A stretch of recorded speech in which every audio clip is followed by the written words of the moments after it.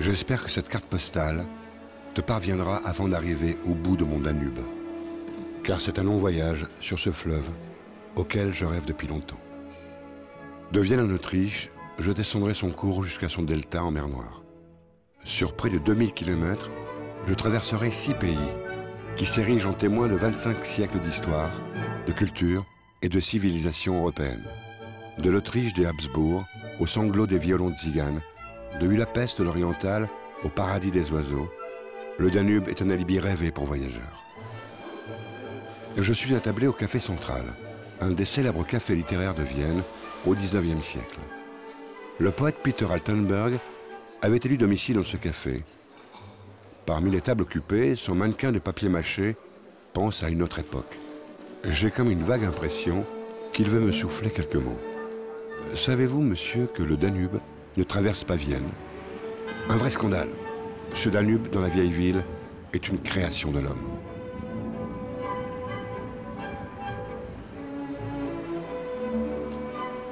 Au centre de la métropole, aujourd'hui canalisé, coule un bras nommé Donaukanal.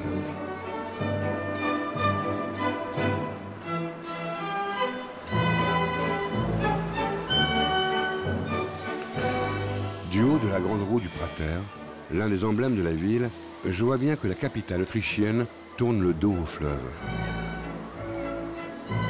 Perché à 64 mètres de hauteur, dans la cabine, un vieux monsieur me dit « Strauss a menti. Le Danube n'a jamais été bleu. Les nombreuses crues, il y a 5 siècles, l'ont rendu jaune. Il a fallu le détourner il y a 40 ans. » Je rigole en pensant que je n'en suis qu'au début du voyage.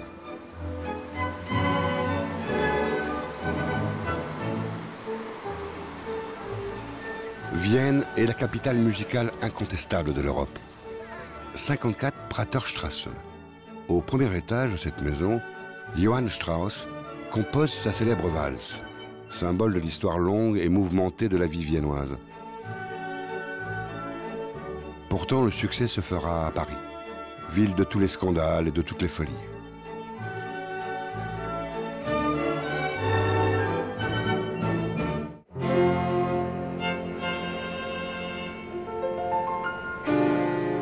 Au 54 Nussdorfer Straße, un jeune bassiste me donne rendez-vous dans la maison natale de Franz Schubert. Parle-moi de musique, Reinhard.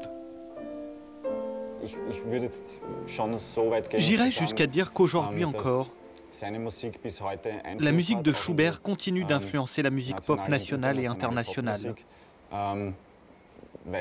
Car Schubert a créé des mélodies et des suites de sons qui, dans leur principe, restent actuels de nos jours. J'irais même plus loin, en disant que les Beatles et les Stones se sont servis des mélodies. Pas celles de Schubert, mais celles de Bach et de Mozart, qui ont sûrement été des icônes. Aujourd'hui, nous ne vivons pas dans une époque romantique, elle sommeille. L'époque romantique est très ponctuelle, mais on devrait se poser la question à savoir comment le romantisme se vivait autrefois. Est-ce que cette période elle-même était romantique, ou bien est-ce Schubert et les autres artistes qui ont amené cela? Ce qui fait que nous ressentons cette époque comme étant romantique depuis.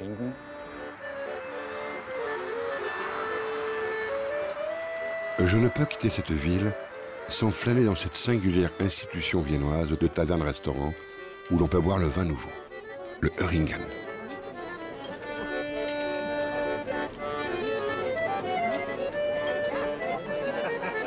Il y règne une ambiance de bien-être et de fraternité bonhomme. Le bonheur qui illumine ces visages n'est pas aussi naïf que je ne le pense, car l'accordéon se charge de rappeler à chacun le côté éphémère de la vie, avec ses chansons plus imbibées de mélancolie que d'alcool.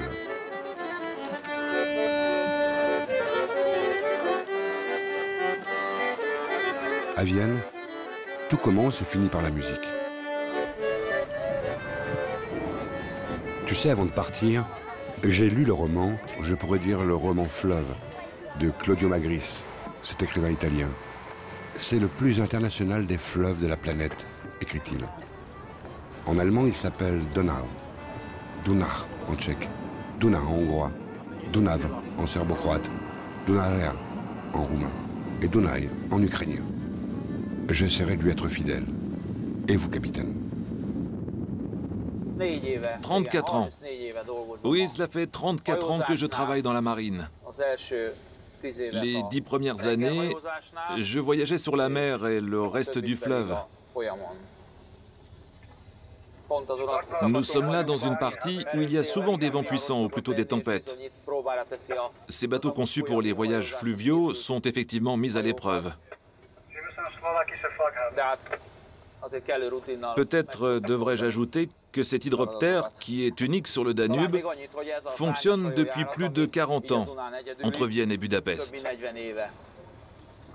Donc une grande partie des gens connaissent ce voyage et l'apprécient.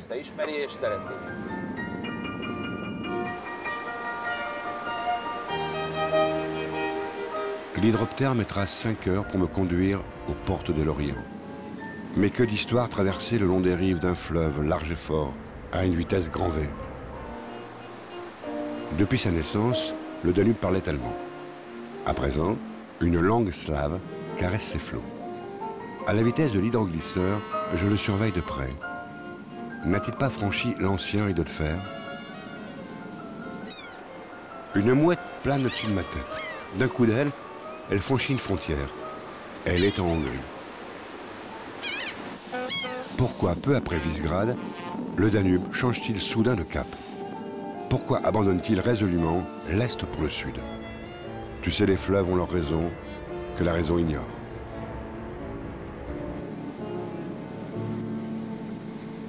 Le Grand Danube est aux portes de Budapest, la plus réussie de ses créations. Jusqu'alors, il évitait les 2 précédentes capitales. À Budapest, il le traverse par le cœur. C'est là où commence l'Orient, me dit le capitaine du bateau. L'écrivain que tu aimes tant lire m'attend peut-être pour me raconter sa ville. Est-il de Buda ou de Pest?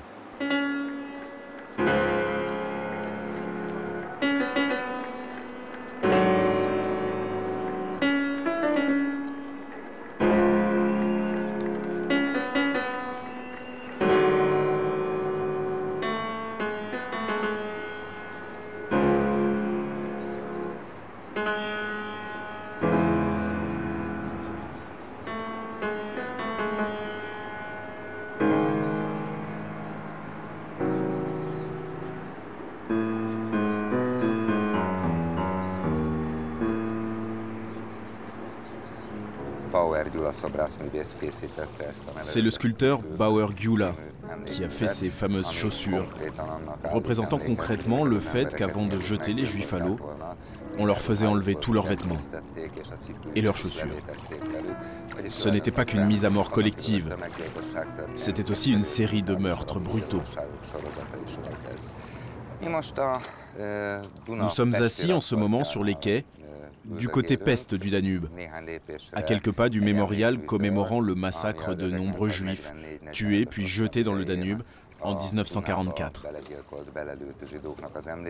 L'histoire de mon père touche directement à cet épisode du Danube. Ils l'ont emmené vers le fleuve, avec toute une rangée d'autres personnes en captivité, 2 par 2. Pour 2 raisons. Tout d'abord, pour qu'il soit plus difficile de s'évader, si encore ils avaient la force de le tenter, mais aussi pour qu'au bord du Danube, on puisse tuer 2 personnes d'une seule balle. Mais mon père portait sur lui une lame très tranchante pour pouvoir se tuer si la situation devenait trop horrible.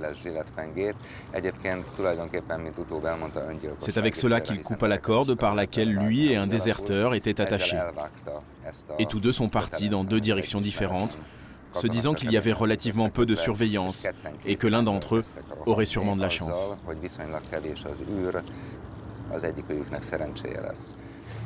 Cette ville était l'enfer même. Tout ce que l'on voit maintenant était en ruine et en feu. Et c'est dans ce cadre même que la chasse à l'homme se poursuivait. Ceux qu'on attrapait étaient jetés dans le fleuve. Savoir à quel point un fleuve peut lier ou séparer, c'est souvent une question philosophique. Je laisse Pâle à ces interrogations, puisque ce fleuve ne sépare pas seulement Buda de Pest, mais aussi tout le pays.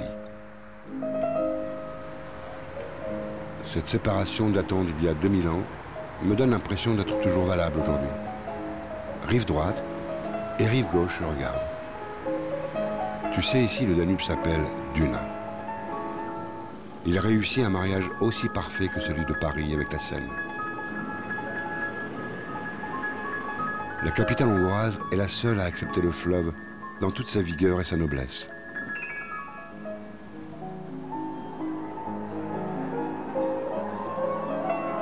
La seule à s'y contempler sans complexe, à y bâtir des ponts qui ont des histoires et des quais admirables, où les rhapsodies hongroises font toujours le bonheur des classes du conservatoire.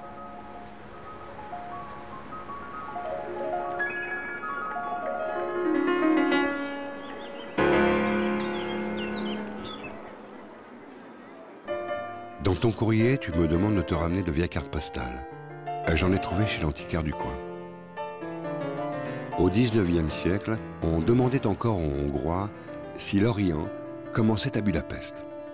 Furieux, ils répondaient qu'au contraire, c'était l'Occident qui finissait chez eux. Merci quand même aux Turcs qui leur ont laissé les bains et les roses.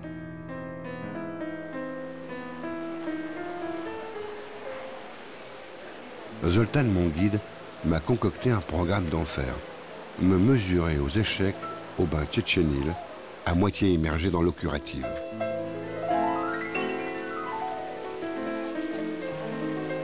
Alors boire un café près de ces fontaines rafraîchissantes me rappelle que l'invasion turque a bien eu lieu et que le croissant a flotté sur les eaux sombres des Magyars, peuple fondateur de l'État hongrois.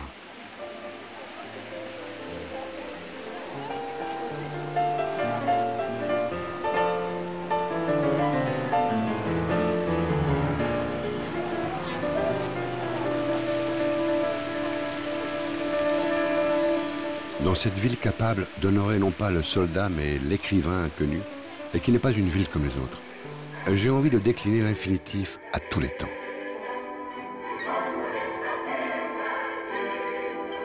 Dire bonjour au parc des statues en saluant les idoles communistes, déboulonner un temps révolu au passage, n'est pas fait non plus pour me déplaire. M'approvisionner au grand marché central, sous les voûtes de Gustave Eiffel, pour y découvrir les piments et leur célèbre poudre rouge, le paprika. Enfin, me laisser bercer sur le fleuve et découvrir un village du côté de Buda, en pleine Europe centrale. La charmante Bogi de Budapest me dit « À l'origine, c'était un village serbe, et aujourd'hui, les artistes y ont trouvé un refuge de paix. » L'histoire, quelquefois, change son cours.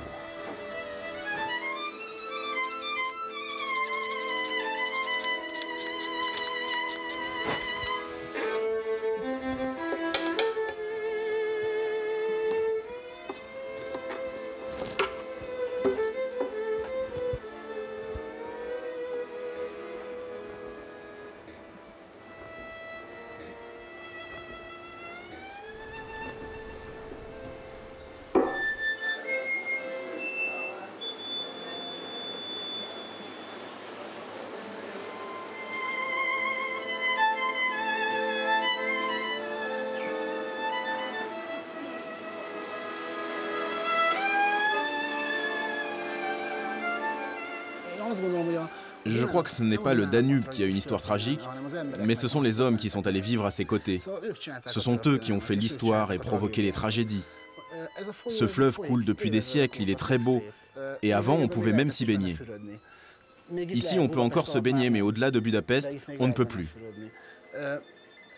Bon, cela c'est juste une parenthèse, on n'est peut-être pas obligé d'en parler. Si les gens quittaient les rives du Danube, son histoire en paraîtrait sans doute moins tragique.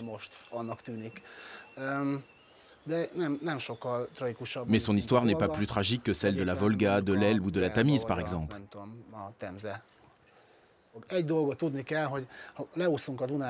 Il faut savoir une chose, si je descends le Danube à la nage pendant 30 km, il y a un point précis près de l'Université des sciences économiques de Budapest qui est géographiquement le point central de l'Europe. Il ne peut donc y avoir un endroit plus au centre de l'Europe qu'ici.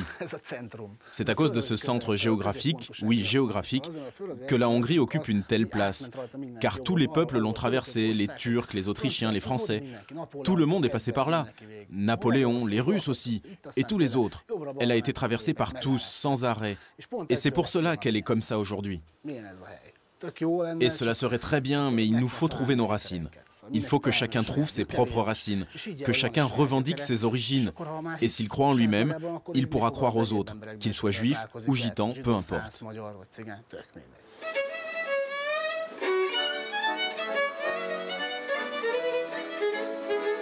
Faut-il te le dire, je suis tombé amoureux de Budapest.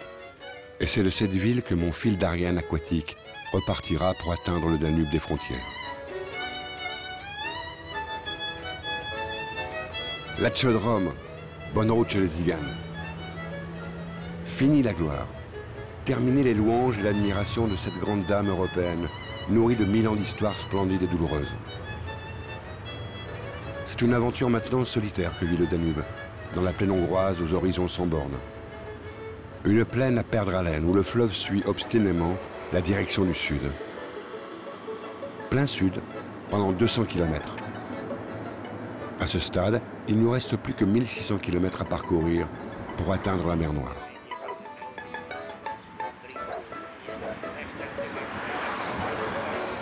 À Kalocsin, capitale mondiale du paprika, j'y rencontre Monsieur Poivron Rouge lui-même.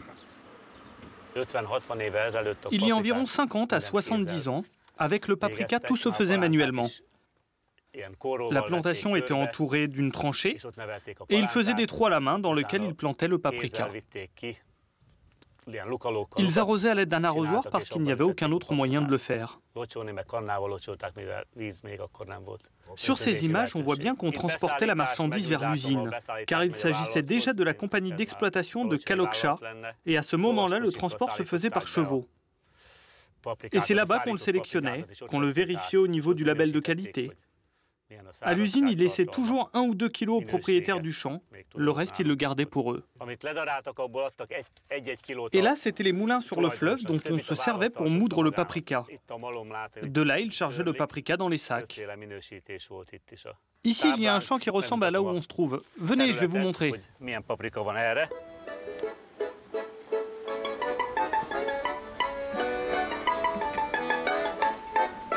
J'apprends avec lui en dégustation que Édes signifie doux et Eres fort. Trop tard, je ne me suis pas méfié de ces petits poivrons verts appelés queue de chat, véritable arrache-gueule. Trop tôt, car la cueillette c'est pour octobre. Il combat le choléra, le scorbut et la malaria. Les scientifiques s'intéressent à lui. Le thermogène et sa création, puis-je lire dans un guide. Mais les guides ne sont pas toujours objectifs. Joseph, lui, me parle des vertus aphrodisiaques du dit paprika. Ah, paprika, si j'avais su.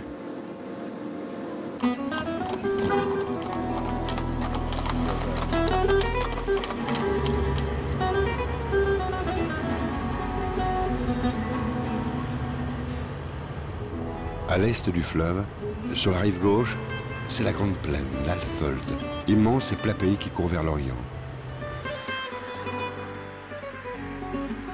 C'est dans ce désert fertile qu'armé de son phonographe à cylindre, Béla Bartók fit sa moisson de chansons populaires pour retrouver les origines de la musique hongroise.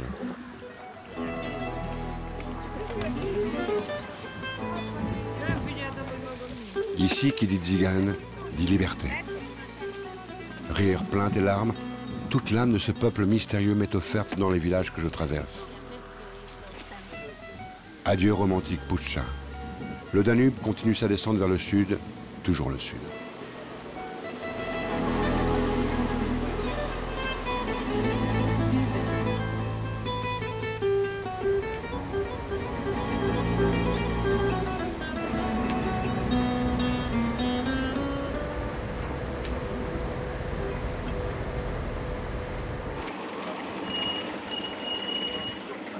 Un bac plus loin, Zoltan, mon guide, me rejoint à Mohox par la route 57.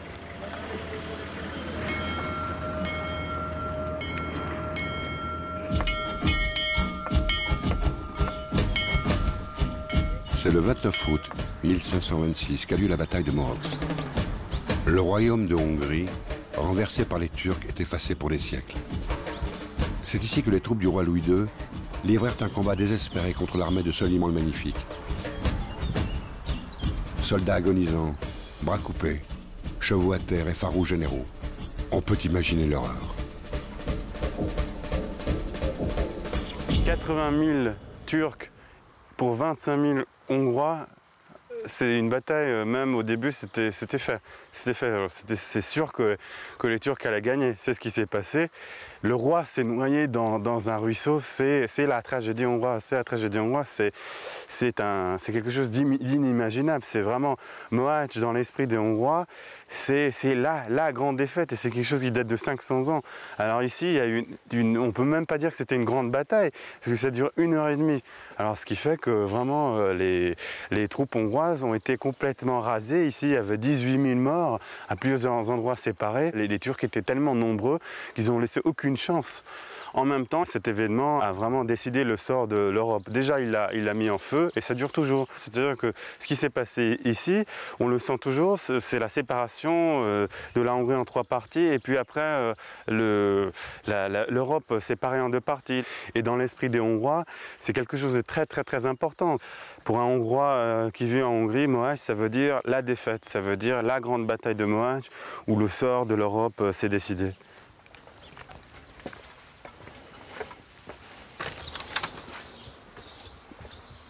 Tu sais, je découvre que le Danube est loin d'être un long fleuve tranquille. Le sang a coulé sur ses rives, rouge ou pourpre. Comment chasse-t-on la douleur?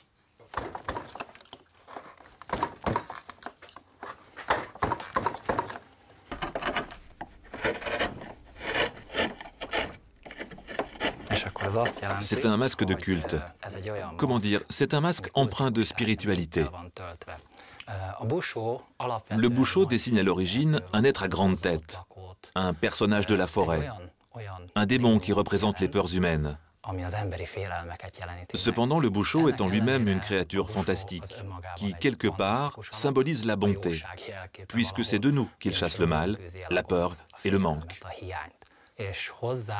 Il est arrivé chez nous à travers les Balkans par des groupes de population venus de Croatie et plus précisément, c'est par les Chokates qu'il est arrivé ici à Mohács.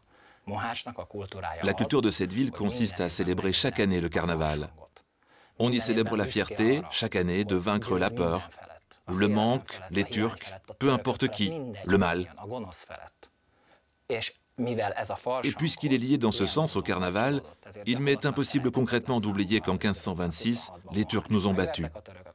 Mais aussi que lors de la seconde bataille, dans les années 1600, nous les avons chassés. Bon, mais à part cela, toute cette rancœur est terminée maintenant et c'est plutôt pas mal.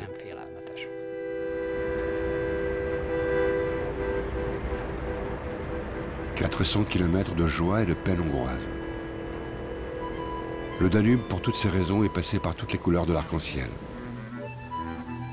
Arrivera-t-il un jour à retrouver la limpidité de ses sources? Que me réserve mon entrée en Croatie?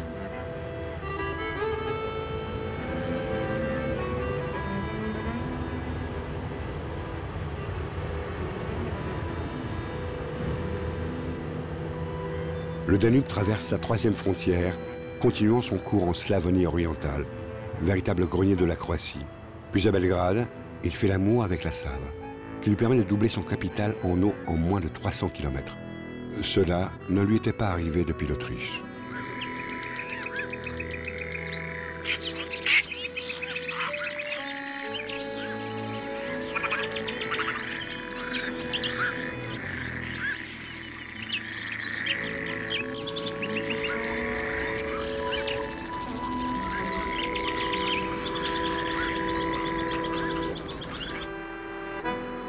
Je me permets une petite infidélité à ces rives, en m'échappant par de paisibles villages où s'étalent les vignes qui lui donnent le meilleur vin du pays.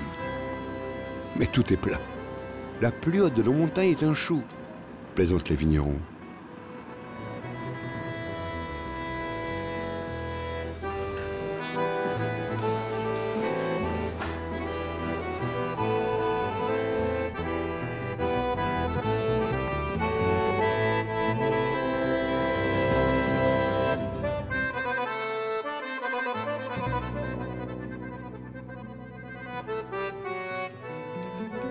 Djiveli, comme on dit ici. La sérénité est souvent l'annonciatrice du pire à venir. La route qui m'amène à Vukovar se serre dans une gorge, avec de chaque côté, panneaux rouges après panneaux rouges, les mises en garde contre les mines. À l'approche des faubourgs, les maisons éventrées sont de plus en plus nombreuses. Plus loin, ce sont les usines qui sont calcinées. Partout, les gens circulent comme si de rien n'était, à pied, à vélo. Les maçons reconstruisent. Depuis le début de la guerre et 13 000 morts plus tard, le spectacle en ville est encore hallucinant. Mais alors, pourquoi y venir? Pour le souvenir de ce que la folie guerrière des années 90 a pu faire d'une communauté paisible? Ou alors pour témoigner encore et encore? À Vukovar, la guerre se visite aujourd'hui comme un musée. Le colonel à la retraite n'a pas oublié. Vukovar était à cette époque divisé en deux parties, à savoir Vukovar et Borovo-Naselje. Nous, à Borovo-Naselje, nous ne savions pas que Vukovar était tombé. Non, nous ne savions pas en réalité qu'il était tombé, que l'hôpital avait capitulé. Car à ce moment-là, il fonctionnait au maximum, à pleine capacité. Si vous aviez pu voir le nombre de blessés, de civils, d'enfants, de femmes qui ont tenté de rejoindre l'hôpital pour se réfugier, car ils croyaient tous que s'ils accouraient auprès du corps médical, ils avaient quelque chance d'être évacués vers les territoires libres de la Croatie. Cependant, ce n'était qu'une sécurité relative offerte à la ville par l'armée yougoslave de l'époque et les unités serbes. De cette manière, tous ces blessés qu'ils avaient mis de côté parce qu'ils les croyaient résistants et combattants pour la défense de Vukovar, tout ce monde a été dirigé vers une autre issue. Embarqués dans des camions, emmenés à Ovčara dans des hangars, frappés, maltraités. Après cela, jetés dans des remorques, puis déchargés la nuit dans la fosse commune. Ces événements datent du 18, 19 et 20 novembre 1991. Ovčara est la plus grande blessure de Vukovar. Tout le monde le sait, mais nous n'en parlons pas. Là-bas dorment nos êtres les plus chers. Nous avons dû être entre les mains de Dieu parce que si quelqu'un avait dit « je survivrai à Vukovar », cela aurait été insensé. Ce qui veut dire quand même qu'une force supérieure a dû décider de tout cela. Parce que vous pouvez me croire, être en vie à Vukovar, être en vie après les camps de la mort, après tout ce par quoi on est passé, c'est une joie immense.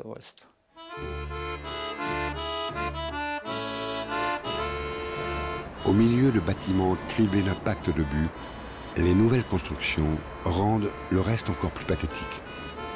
Vukovar tente obstinément de retrouver ses allures de jolie ville baroque, avec ses élégantes arcades bordant les rues. De Vukovar, j'aimerais dire que c'est l'endroit de l'espoir et du commencement pour beaucoup de gens qui vivent et qui viennent ici. Parce qu'elle a été en ruine, parce qu'il n'y avait rien. Tout ce que nous essayons de faire maintenant et tout ce qu'on a fait est d'une certaine manière nouveau. Cela montre l'espoir, l'envie de vivre. Je conseillerais à pas mal de personnes qui ne savent pas où vivre de venir ici. Parce que cette ville symbolise un lieu d'espoir, un lieu où on peut tout recommencer, où on peut recommencer une vie. Ce qui me fascine, c'est avant tout le Danube qui passe devant cette ville.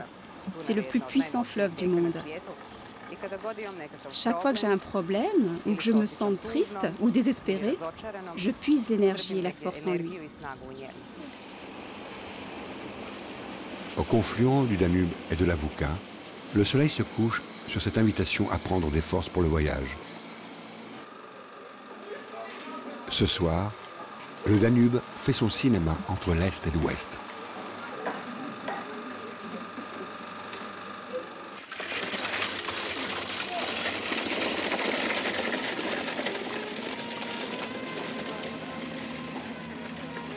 Je n'ai pas grand choix, tu sais. Il me faut passer le pont là où le fleuve, poussé par je ne sais quel conflit, rattrape son attirance naturelle vers l'Orient. Belgrade est à 4 heures de route.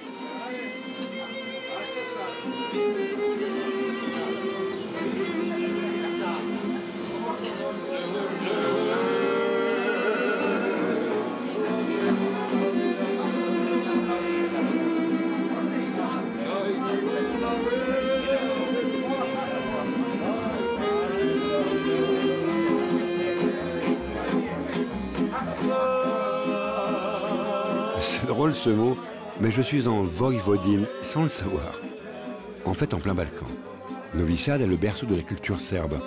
Hongrois, monténégrins, slovaques, rutènes, croates et tziganes s'y retrouvent hors des sentiers de la guerre. Le Danube a aussi le droit à la trêve.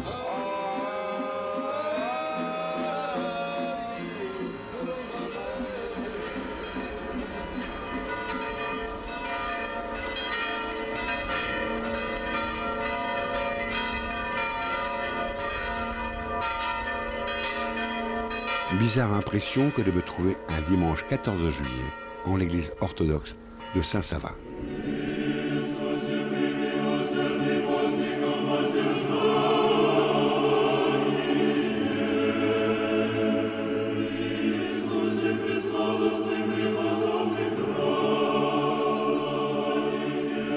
Même si le Danube un jour a été rouge, le communisme n'a jamais empêché le sentiment religieux à Belgrade.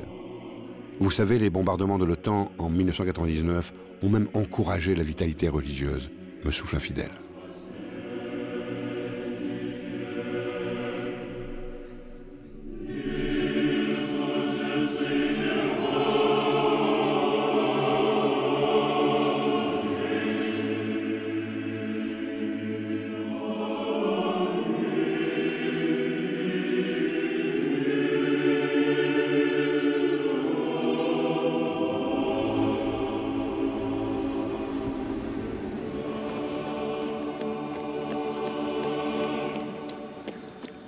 Le fleuve, qui s'apprêtait à faire, comme à Budapest, une entrée souveraine, doit vite déchanter.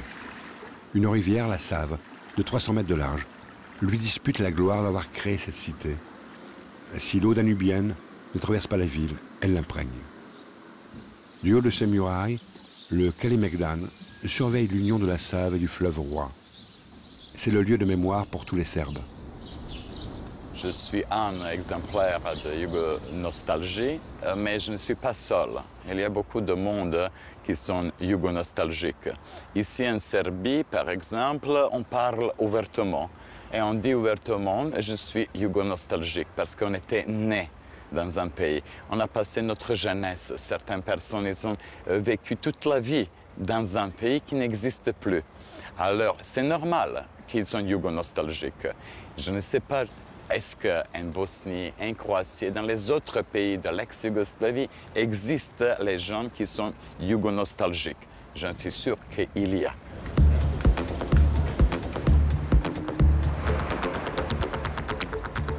En été, la chaleur demeure étouffante. Mais elle a ce charme indéfinissable qui situe Belgrade en plein Orient.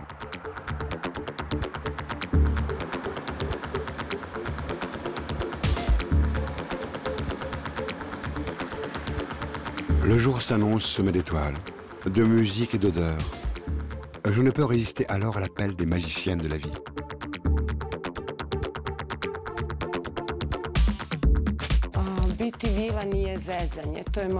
Être fée n'est pas une plaisanterie puisque c'est mon métier. Je suis une fée, et pas n'importe laquelle. La fée suprême, excusez-moi du peu, et toc. Je ne peux changer le monde, ce monde immense, avec tous ces peuples et ces gens créatifs, toutes ces personnes qui vivent sur la planète. Personne ne peut les changer, mais on peut suivre les courants évolutifs, alternatifs, et il existe toutes sortes de règles. J'aime les règles de la nature. Pour moi, être en accord avec la nature signifie qu'il faut être à l'écoute de toutes ses émotions et ses sentiments. Si j'ai faim, je vais manger. Si j'ai soif, je vais boire. Mais si mon esprit a faim de quelque chose d'autre, je peux partir dans la nature, car c'est la plus grande source d'inspiration. Mais l'homme en soi est aussi une belle source d'inspiration qui m'incite à écrire. Je propose à tous les ministres de la guerre et de la défense dans le monde de nommer 3 femmes enceintes comme conseillères pour un mandat de 4 mois à partir du moment où on voit leur ventre bien rond. Vous voyez? Comme ça. Avec ce ventre-là, ces femmes enceintes pourraient conseiller les ministres, les politiques et leur proposer un programme de défense par la beauté de la nation, par la natalité, par les gens en bonne santé. Elles leur diraient comment répartir la richesse et la nourriture. Là, Dieu a commis une erreur. Il a donné à manger aux riches et la famine aux pauvres. Manger, c'est important, c'est sûr, mais il n'est pas juste qu'on jette tant de nourriture. S'il vous plaît, messieurs, nourrissez le monde.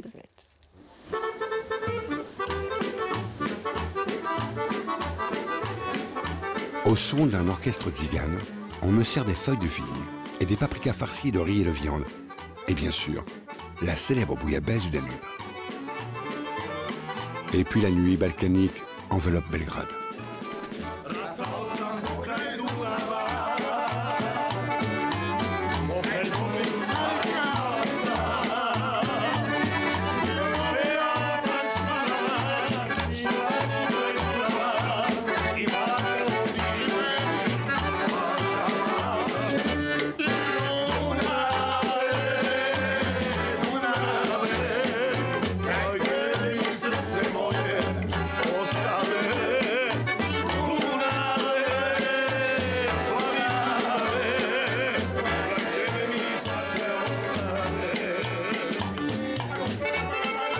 Un vieil adage serbe dit « On naît et on meurt avec la musique ».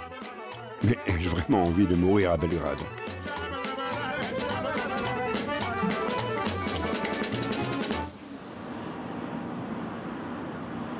Le Danube fait son entrée dans le fameux défilé des portes de fer. Une entrée majestueuse et tranquille. La vraie noblesse s'acquiert à force de puissance et non pas en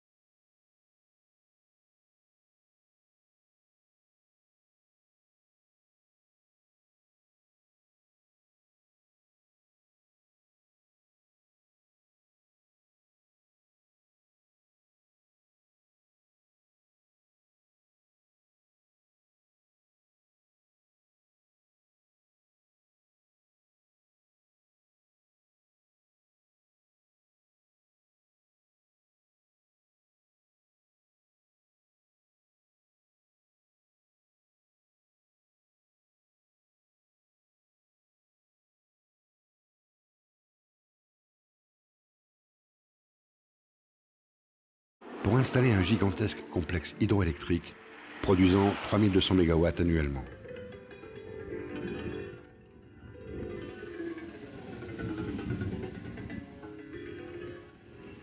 Ici, la route longe sur 13 km. Le Danube, qui change encore de nom, on l'appelle Dunărea. 900 km encore me séparent de la mer Noire. Le Danube vit une expérience peu commune en devenant frontière entre trois pays. La Roumanie, qui continue de longer, la Serbie qu'il quitte, la Bulgarie qu'il découvre sur la rive droite. Pendant longtemps, il se partagera entre latins et slaves.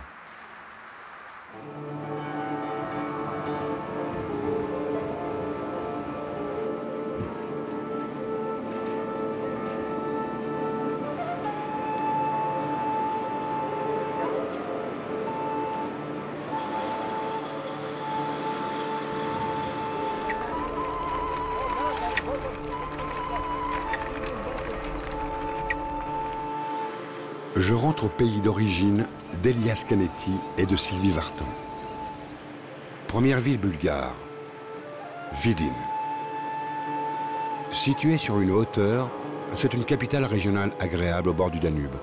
Une forteresse, encore une, est construite sur les restes des remparts de la ville romaine de Bononia.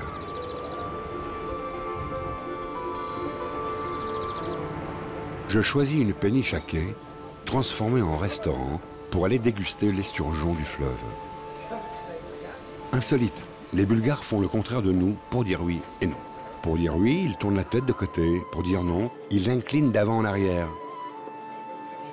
La promenade le long du Danube lui donne un air de nostalgie, me dit Cyril, un pomaque. Bulgare de sang et de langue, mais converti à l'islam au temps de la conquête turque.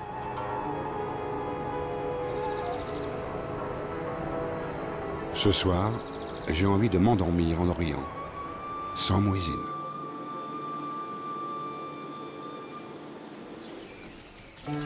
Au-delà de Vidin, même les oiseaux s'expriment en bulgare. Mais que disent-ils? Oui ou non? En tout cas, lorsque Georges et Émilie me proposent de goûter le rakia, la liqueur locale, moi je dis oui. Oui, mon mari, Joro, pêche son poisson dans le fleuve. De gros poissons. Tu lances ta ligne, tu moulines, tu sors le poisson. C'est ça qui est bon dans la pêche. J'aime ça depuis tout petit, la pêche. Une vraie passion. Mais je ne pêche pas seulement dans le Danube. Je vais près des barrages, un peu partout. C'est mon hobby, ma passion. Parle-leur de tes hameçons. Oui, d'accord. 3-0. Bon, alors, j'utilise des triple zéros. Ce sont de gros hameçons. Ça dépend de la taille des poissons. Et de la saison. Oui, c'est vrai, ça dépend aussi de la saison. On reste là jusqu'en octobre. Et après, seulement, on rentre à Sofia, parce qu'octobre, c'est vraiment une très belle saison. Oui, c'est beau ici. Ici, c'est le calme. Les oiseaux chantent. On dort tant qu'on veut jusqu'à 8-9 heures. Mais pas à Sofia. Non, là-bas, les voitures se mettent à faire du bruit, à vrombir dès le matin. C'est infernal. Ici, c'est le calme. Oui. Oui, c'est ça la vie, d'être bien. C'est important d'être bien. Oui, on est bien. Allez, un petit verre. Donne-leur un pour la route. Elle est bonne, ta liqueur. Tu parles trop, bois ton verre. Ne fais pas l'intéressant. Allez, vas-y, dis santé. Santé. Tu sais, comme une promesse d'arriver jusqu'au bout, j'avance en longeant le fleuve roumano-bulgare. Je respire et pense à peine.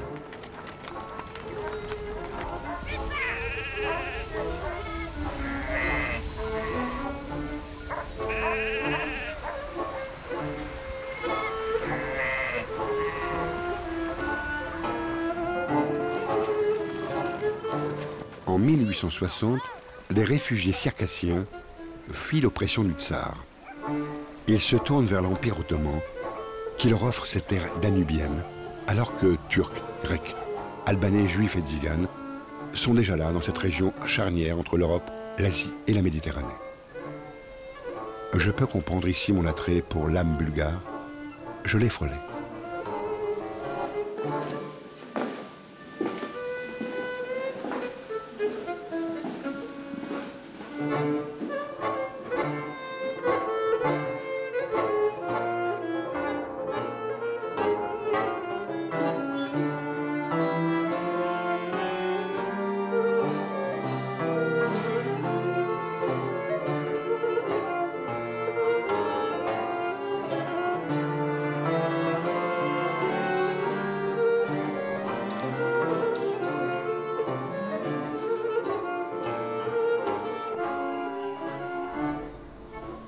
À 1400 km de Vienne, le fleuve accueille sur ses rives son joyau bulgare, Rousse. L'atmosphère qui y règne est celle de l'Europe occidentale. Depuis toujours, le fleuve y amène le vin, et l'histoire bulgare en témoigne.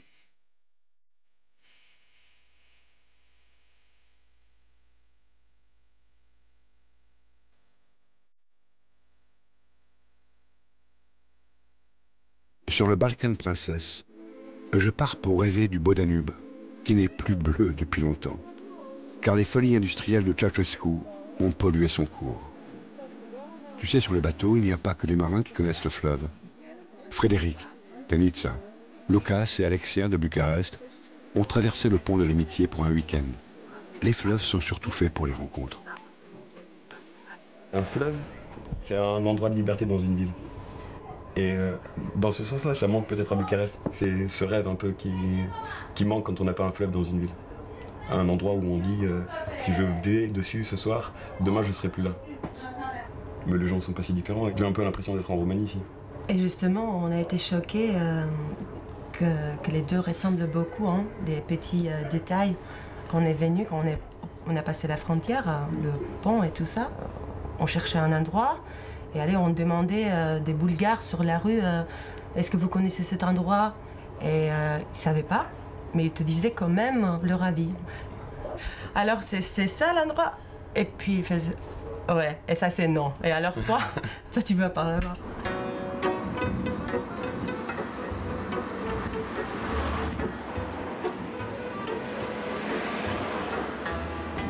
Comme un fleuve se jetant à la mer, j'attends ce moment pour inscrire dans ce carnet de voyage le mot « Enfin, Delta, te voilà ». Après 2000 km de détour aquatique, Tulcea est mon dernier port, ma dernière attache aux rives du Danube. Maintenant, j'entre dans une autre vie, celle de sa fin dans un autre monde. La mer Noire n'a plus qu'à 80 km à vol d'oiseau, me dit Sylvain en quittant Tulcea.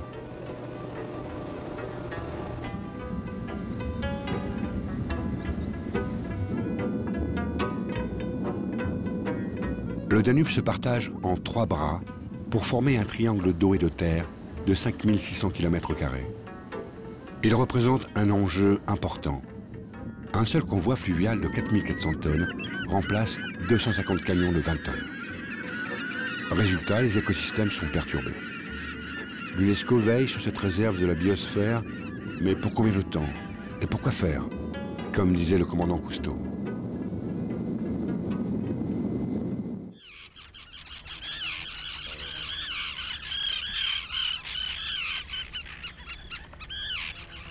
Monde étrange et irréel que celui du delta, où le fleuve semble avoir perdu la terre.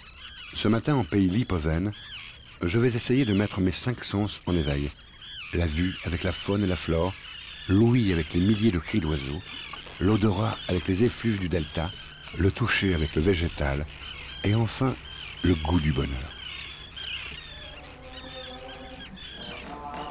Les villages n'ont pas les ailes des oiseaux migrateurs.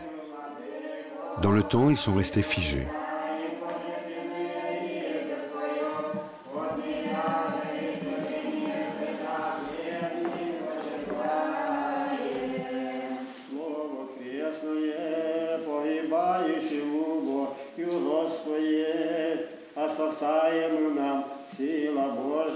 La société lipovène, appelée les vieux croyants, est en sursis. La population d'origine russe est vieillissante et doit faire face à l'exode des jeunes. Combien sont-ils encore à parler leur langue natale, à pratiquer le rite non dénaturé, à ne pas se perdre dans les milliers de canaux du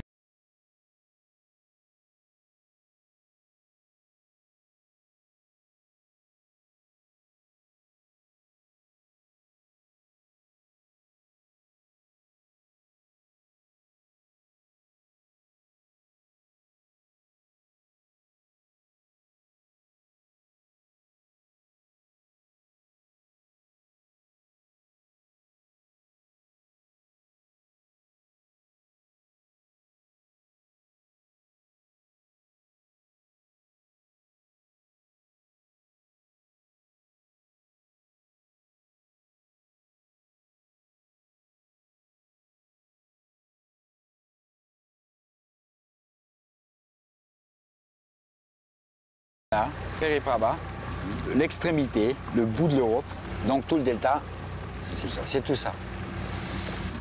Il a atterri dans les réserves, c'est-à-dire ça débouche sur les lacs. Hein, t'as le petit Mereï, t'as le grand Mereï, après t'as Matica, Rochka, c'est une des plus grosses réserves, hein, où il y a quand même plus de 3 000 à 4 000 couples de pélicans. Et il y a toutes sortes d'oiseaux. Ma vie, c'est la nature et l'eau. Voilà. C'est pour ça que un jour, ça fait quelques années maintenant, quand on m'a proposé de venir en Roumanie, j'ai dit oui. Pour moi, c'est unique. Il y a la pêche, il y a la nature, il y a le calme, il y a un petit peu de chasse.